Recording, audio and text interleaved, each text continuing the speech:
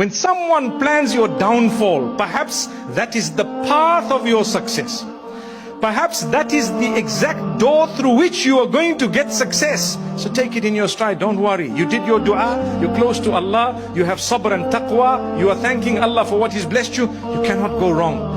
Negatives don't happen to a believer. A believer is only in a positive situation. If goodness comes in his direction, he's thankful to Allah and humble. And if something negative does come in the direction of a believer, before he actually suffers negative consequences, because he bears sweet, beautiful patience, Allah converts it into an act of reward that deserves an unlimited recompense.